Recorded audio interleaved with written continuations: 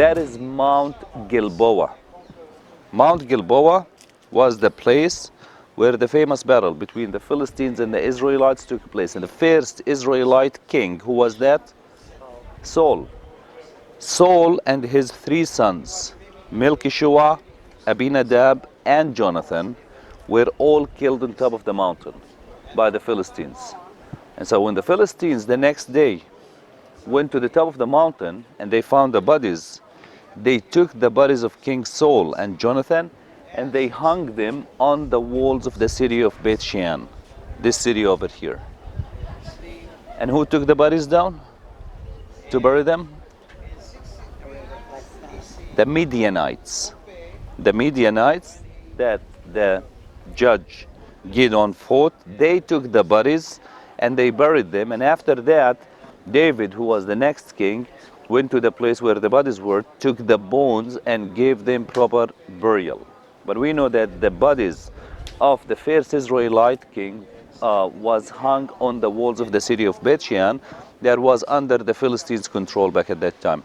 It's listed as one of the cities, by the way, Beth Shean, that the Israelites couldn't take over, along with Megiddo. They couldn't take the people out of those cities. So there was a connection. This is where the trade route was. And as I told you, Beth Shean was known or famous of the linen and the cane sugar that they produced over here. And it was inhabited during the Roman period or the Byzantine period. We know that the population of Beth Shean reached between 40 to 50,000 people. Of course, during the Roman period, there were pagan temples over here. On top of the tell, there was a temple of the god Zeus. At the foot of the tell, at the end of this colonnaded street that you see over here, there was a temple for Dionysus, the god of the wine. So two temples at Beth Shean. Of course, was built on the highest standards, as I told you.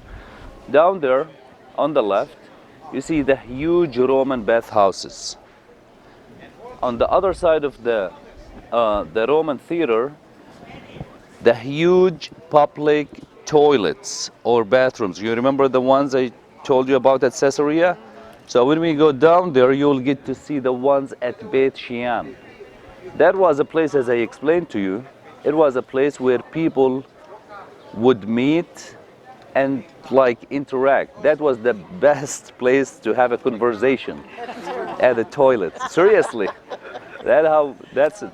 And even the bathhouses over there. The bathhouses were, according to the writings of historians, we know that wealthy people and members of the royal families spent between 3 to 4 hours a day at the bathhouses, just relaxing. And the Roman bathhouses were made mainly out of 4 rooms. We will get to see the bathhouses at Beth Shean, at Masada. They were made out of 4 rooms. The first room was the changing room, where people would go change their clothes. Then they'll walk from that room to the first room, which is the smallest out of the 4, which is the cold room, that had like room temperature water. Spend some time over there. Then move from the cold room to the middle room that was located between the cold and the hot, which is called the warm room. That was warmed by the steam coming from the hot room. Spend some time over there, then they'll move to the warm room or to the hot room, which was heated by the steam. And we'll explain how they heated the rooms back at that time. That's where they did all the oil massages. Then when they are done, they'll move back from the hot room to the warm room to the cold room, back to the changing room. So this process for members of the royal families and wealthy people was between 3 to 4 hours a day, just to relax and interact and socialize. So you can see the tell, the mound over here, guys. This is where the city of Beth Shean started during the time of the pharaohs of Egypt. At this one over here, and you can see the temple that they built on top. Then during the Roman period, people started to live at the foot of the mountain. They started to expand the city. That is the Roman theater that I told you about. That's the road, the colonnaded road, which is the Palladius, which is the one that we see over from here. This one is a different thing. This one was the main entrance to the town of Beit Shean for travelers and caravans. They have discovered this gate actually behind the tell, way over there, where the Hard Stream is. So all the caravans and travelers coming from the Decapolis, from the east side of the river, would come and enter the city of Beit Shean from here. Now, the major things, that's what we saw, the amphitheater that I told you about, that we saw when we came in.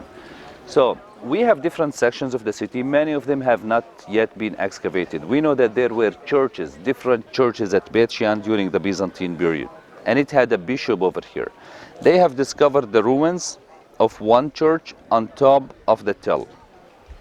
To the left of it, you see a huge area covered with mosaic. That was the main market of the city of Beit Shean. That's where they have discovered a lot of the shops on the left side of the Palladius street.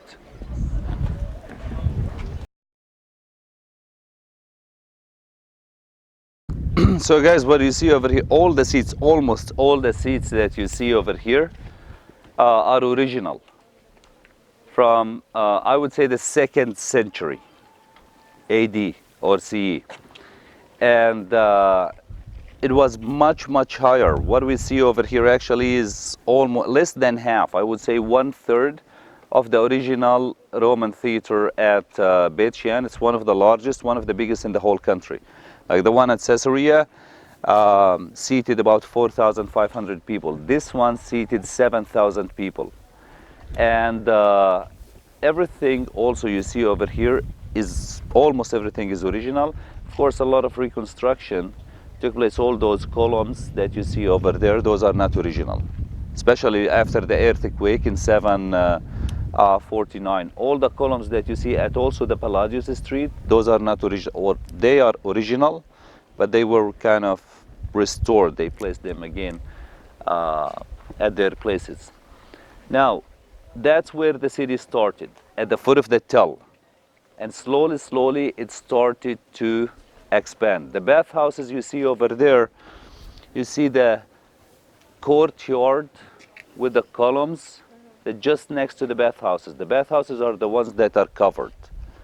But that courtyard next to it, that was used for practicing mainly weightlifting before they used the bathhouses. So that's where people would gather to practice, do weightlifting mainly, and then they would go to the bathhouses to spend the 3 or 4 hours of relaxing at the bathhouses after that. Over there, all those are shops over there.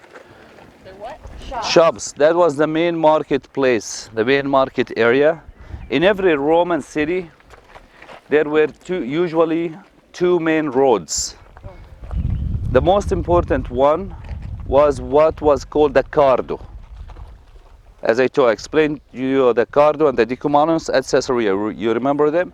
So technically, what you see over here, the colonnaded road, this is the Cardo.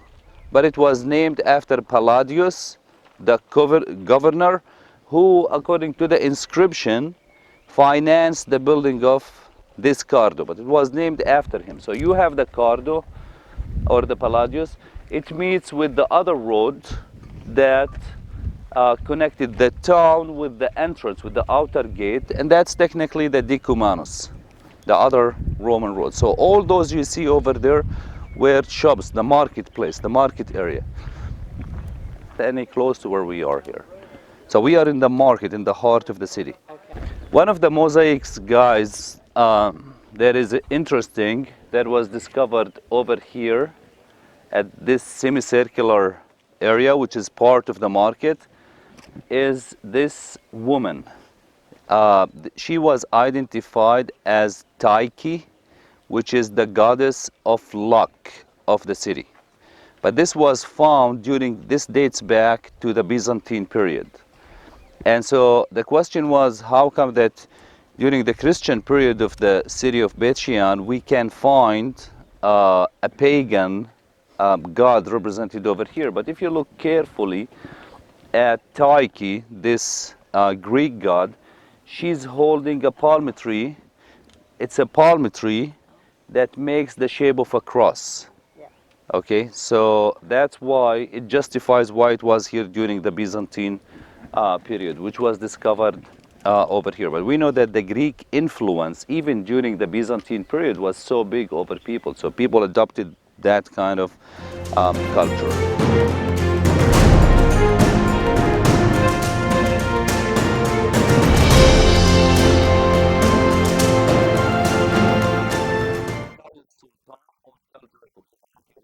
This is in the artificial home.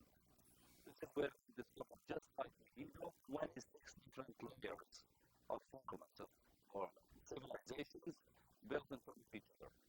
The main archaeologist who did the excavations over here was Catherine Kennedy, the British archaeologist. She was the one that did the excavations over here. She made this cut over here, and that's when she discovered all the 26 layers of different civilizations. The earliest thing, the oldest thing she discovered over here was the base of a watchtower that she was able to see, and that dates back to 8000 BC, which makes Jericho 10,000 years old, and that's what we call the oldest city in the world. The common name of Jericho till today is the city of the moon, because the Canaanites who lived over here worship the moon, the god of the moon. Here it's called Yereba. It means two things. It means the moon. The other thing, it means the big snow. Because as you can see, Jericho is like a desert. And since ancient times, this is where people planted all different kinds of trees. One of the important ones was alpha, which is so expensive that they made a perfume out of that. That was so expensive and had really good snow. So approaching Jericho from Jerusalem, let's say, from Galilee, you can smell it from a distance. That's why in Arabic we call it Ariha, which means smell, because of the balsam that people have over here. Civilization after civilization lived in the middle of the desert over here, simply for one reason. Because we know that nomadic people in ancient times lived where the water was. And the only natural source of water in the city of Jericho is what you see down here, you see the water, is on top of what we call the spring of Elisha, or Elisha. It's a huge spring that produces about 500 cubic meters of water every minute. And the water comes from the mountain, even from Mount Lebanon, experts say, through underground cables all the way to the source of it. So this spring is mentioned in the second book of Kings, chapter 2, in relation to the prophet Elijah. Elisha, successor of prophet Elijah. And when he came to the city of Jericho, the inhabitants of Jericho went out complaining. They were like, we have this source of water, but we cannot use it because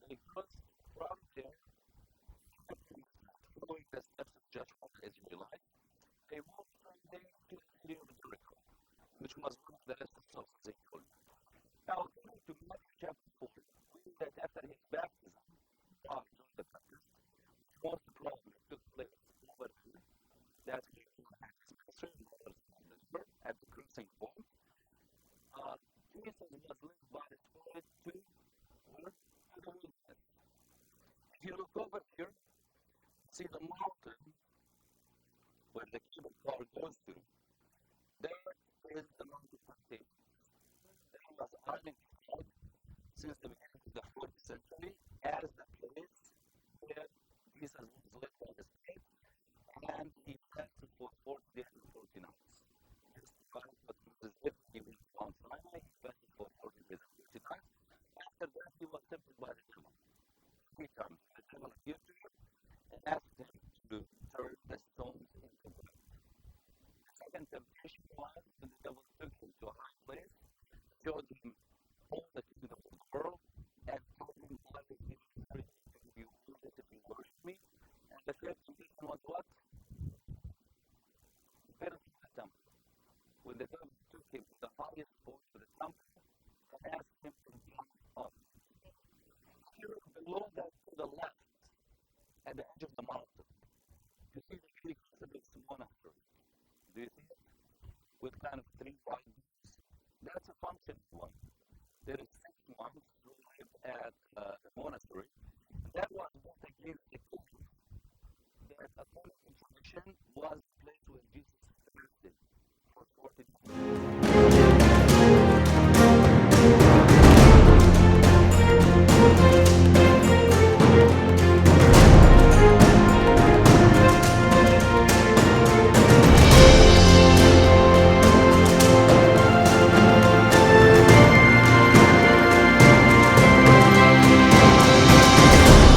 Number 4.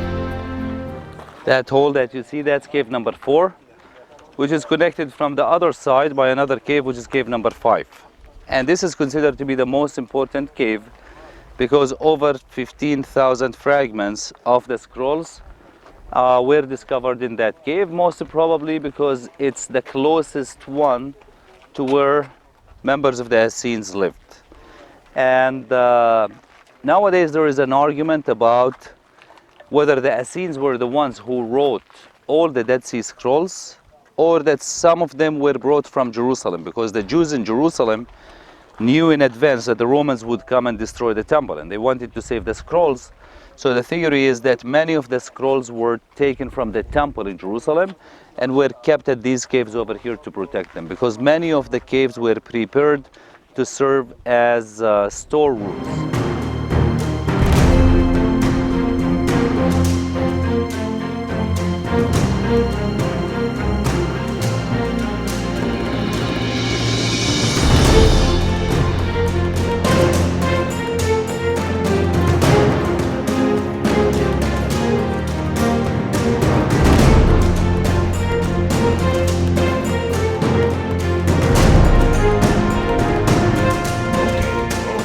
Up for a camel ride? I'm ready to give someone a ride. Come on, lady, get on. We're going to the races. I'm a fast camel. Yes, I am. I show you how fast I am. Yeah, I got you. Get up. When I get up, I show you how fast I am. Oh, yes. Oh, got to stretch my leg. Yes. Okay, folks, we're going to the camel race. Be back in a minute. I go win fast raced. Okay, we didn't win. Hold your hands up. Act like we won anyway. Yes, take pictures. Plenty of pictures, everybody. Oh, kissy, kissy. I like giving camel kisses. Yes, I'm a camel and I like to kiss. Come on, lady, give me another kiss. Kissy, kissy, kissy. Okay. I take you, young lady. I get you some flowers. Yes, I'm going to get flowers for the young lady. I like the flowers. Young ladies do too. Ha ha ha ha. Okay, I got you some flowers. Hold them up. There you go. Hold them up. You lay those flowers down and I will eat them. I like to eat flowers too. Yes, yes, they taste so good.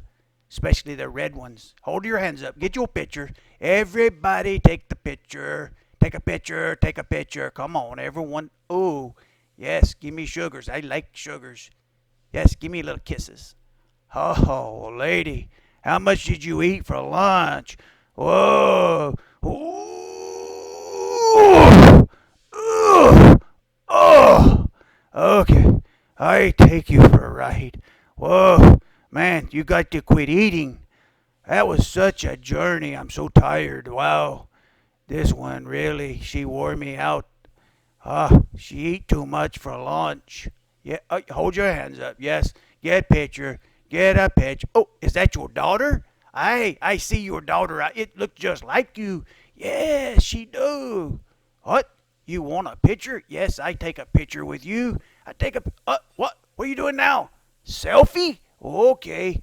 Take a selfie. Oh, we get selfie together. Yes. There you go. Take a selfie. Hey, whoa. Okay, lady. Get off. I got to get down. Oh, goodness gracious. Do I have to go all the way down? Can she not jump? Come on, lady. Just jump from there. Jump. Okay, I get all the way down. I'm down. All right, get off me, lady. Come on, get off. There you go. Whew. Okay, you want a camel kiss? Come on, give me a camel kiss. There you go. Camel kiss. Yes. Camel kiss. No, I bite you. Don't you put your hands there. Oh, who's that red dummy? Big red dummy. Who are you? What are you doing? Taking picture? No, don't make me take a picture.